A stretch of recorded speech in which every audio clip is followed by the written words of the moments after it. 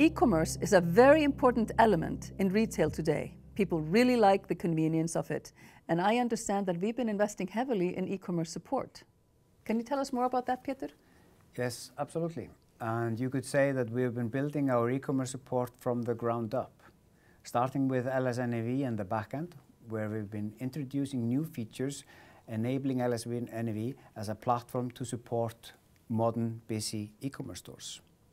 And then we are taking those features and extending them through our e-commerce API on the Omni server, making them available for each and every e-commerce platform that integrates with LS Retail. Great. What else? Well, we are making use of the new centralized transaction repository, which is a part of the new customer order feature set in LS NAV. Now all transactions, regardless of the origin, end up in this centralized transaction repository. So we have a single view on all transactions, and this, amongst other things, facilitates elements such as returns between channels. Mm-hmm.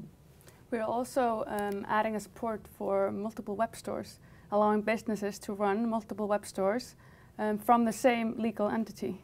And we are currently working on the payment and shipment flow between the e-commerce platform to the LS NAV and back. And also a huge task of ours has been to expose all the retail elements or entities found in LS Retail out to the e-commerce sites. What I'm referring to here is that we are allowing the e-commerce platforms to make use of our price models, discounts, loyalty cards, coupons, loyalty points, etc., basically all the elements that we find in LS Retail. Yes, last but not least, we have a full focus on increasing the throughput of LS NAV, enabling LS NAV to handle the load of the busy e-commerce sites. How have you done that? We've been doing a lot of optimization in our basket calculation and transaction posting, which is making it possible for us to scale out the service tiers as needed in order to balance out the incoming load. Exactly, and if we look at what we are doing on the front end, then we have our team of front-end e-commerce developers creating our LS Retail extension into the Magento platform. So just as I said earlier, it's all about taking our LS Retail entities and educating Magento or have them appear in Magento, so Magento will learn and be able to display our prices, our discounts, our variants, loyalty points, etc. But we support more e-commerce platforms than Magento, don't we? Indeed, and our e-commerce architecture, in fact, allows for complete flexibility when it comes to e-commerce platforms. So let's say you're running LS NAV and you want to add the e-commerce dimension, then we in fact have three options. We can go with our own Magento extension that our team is building, and what we have there when we install that product is that we have base support for e-commerce. We allow you to select a base skin and you are up and running with your e-commerce platform. But if you would like to extend that and create something very special on your website, then we've also teamed up with a set of dedicated Magento software houses that can take our work, build on it, and as I said, create something very special on the e-commerce front. Magento, of course, runs on the Linux platform. But if you would like your e-commerce platform to run on the Microsoft technology stack, then we have teamed up strategically with two very prominent companies, Avencia and Dynamic Web, which are both very prominent companies experienced with a good footprint.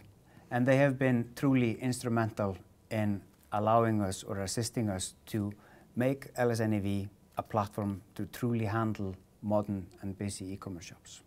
Then the third option also is that because our architecture is so open, we allow for every single third-party e-commerce platform out there to integrate with LS Retail. And we have a couple of examples already. One of our customers has integrated Sitecore with LS Retail. And then on the opposite end of the spectrum, we have a very small integration from a local Danish solution called Hesehus, which also has been integrated to LS Retail. So in light of our architecture, we can cater for all the smallest of e-commerce platforms out to the big ones, such as Demandware or Hybris. Basically, we open up our doors and our architecture is that flexible that anyone can integrate with LS Retail. What about our support for nopcommerce, the first e-commerce solution that LS Retail supported? What's happening with that? So after our careful consideration, we have decided to discontinue supporting the nopcommerce platform. So both Dynamic Web and Avencia share the same technology stack as the nopcommerce. So we see that as a perfect solution for a replacement of nopcommerce platform. But this is also just a question of demand. And the demand for nopcommerce has simply just not been as we expected. It's safe to say that e-commerce platforms, they are kind of fashionable. So even though nopcommerce is highly regarded down in Australia, where companies such as BMW, Cadbury's, Speedo and the North Face are trusting this environment for their e-commerce platforms, then we are not seeing this demand here in the Northern Hemisphere. And for partners that have deployed the nopcommerce, we have released a full source code on our partner portal, and they can go there and download it and develop it further if they want.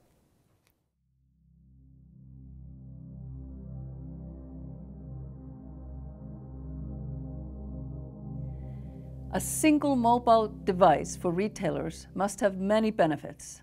Would you care to elaborate? Yes, absolutely.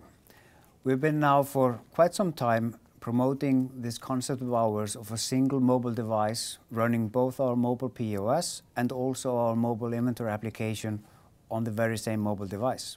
So basically two separate apps running on the same mobile device.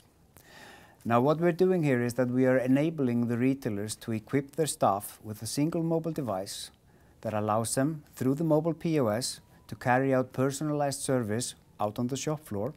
And if we couple in payments, the ability also to close the transaction on the shop floor. And then in between customers, they can simply switch over to the inventory processes, do negative stock adjustments if they see that something has fallen to the floor and broken.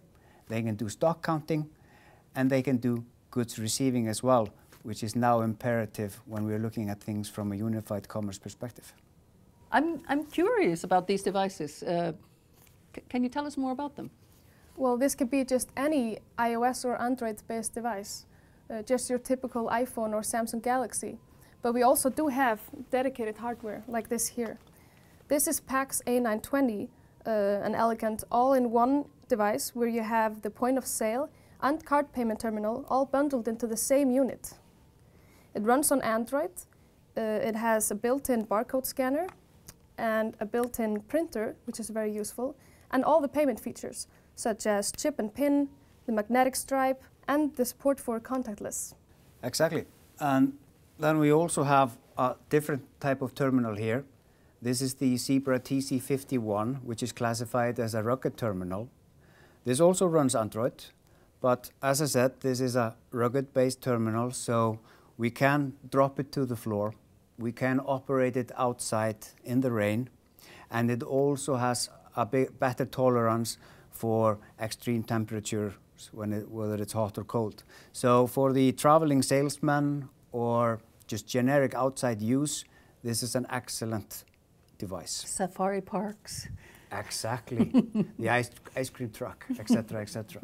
So the main difference between this device and the device that Fanny just showed us is that here we don't have payments bundled in with the device. So if we want to associate payments with this device, we normally do it in the form of adding a companion device. So then we are simply juggling two devices, the point of sale and the payment device. But we also have capabilities of incorporating what we call jackets, which marry these two devices together. So then we have a single, very elegant, rugged unit for retailers to work with. What's new in these apps and solutions? What have we been working on? We have been working on a number of things in the mobile POS recently. We now have support for the new payment engine in LS Pay, which opens support for all of the payment service providers that the LS Pay team is integrating with, meaning that we will shortly have global payment support in the mobile POS. Then we have been working on fortifying the feature set.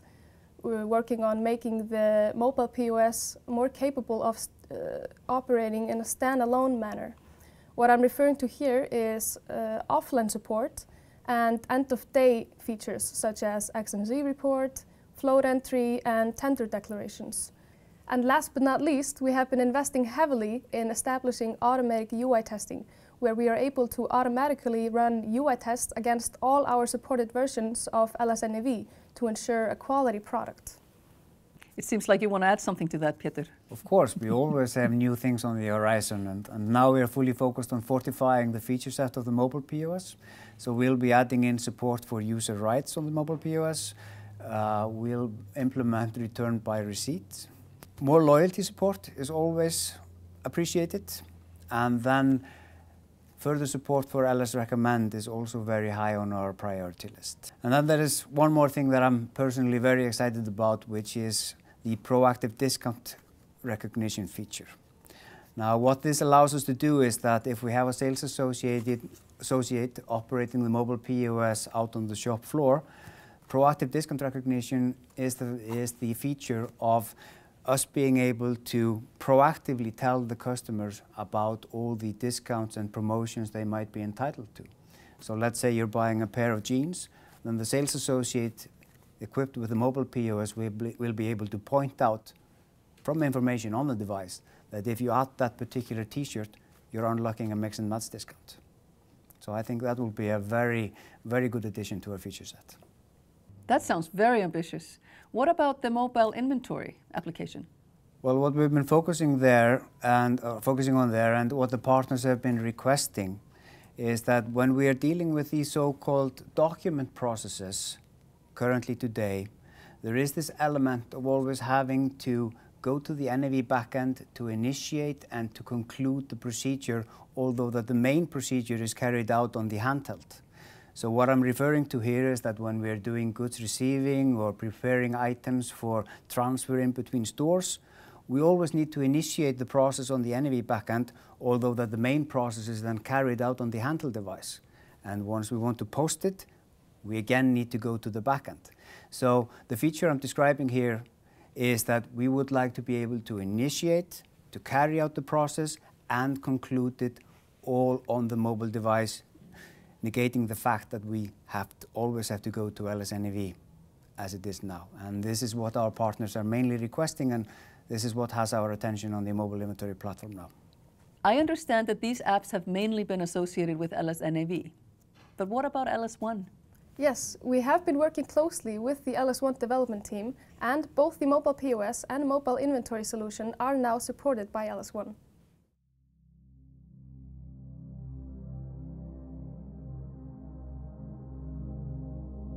We have just seen the release of the web POS in LS-NAV, and I understand that LS Omni plays an important role when running the web POS on a smaller form factor. Can you explain what this is about? Absolutely. Now, this is all about peripherals and EFT support. That is, printers, scanners, and card payments. The web POS runs on multiple platforms, where Windows, Android, and iOS are the most common ones. When the web POS runs on Windows, it uses the default hardware station to communicate with the peripherals and card payment terminals. But when businesses want to be more mobile and use Android or iOS devices, the hardware station is out of scope because it only runs on Windows. Exactly. And this is where LS Omni comes in play. Because what we're doing here is that we are creating an app shell on the iOS and the Android platforms to host the new web POS. Now, as an intermediate step, we will have this app shell. But if we look a little bit to the future, then what we are up to is that the Omni mobile POS will assume the role of this app shell.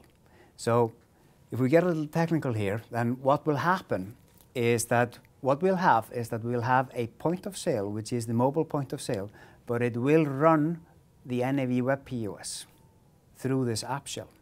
And then the elegant part is that because the web POS can't run offline, so if we ever find ourselves in an offline situation, then the application will be intelligent enough to revert back to the Omni mobile POS in offline mode, allowing us to accumulate up the transactions while we are in offline mode. And once we regain connectivity, we mass upload the transactions and put the focus back on the web POS on the device. So It's ready for everything. Exactly. Yeah. That's very interesting, blending these two concepts together. When do you see this happening? Well, we need to approach this in a couple of steps, but I'm pleased to say that this work has in fact already started. We have made a strategic decision to move all hospitality features from the mobile POS over to the web POS, meaning that the mobile POS will from now on be for retail only. And the web POS will have all the hospitality features in the app shell, exactly like Peter mentioned here earlier on Android and iOS. So in light of this, we have commenced the work of creating an app shell for the web POS. The next step is then to have the mobile POS act as this app shell with the ability to switch between applications based on whether you're online or offline. But you asked, when do we see this happening? Well, like Fanny said, the work has already commenced, but this is something that we are really interested in, so this is firmly on our roadmap.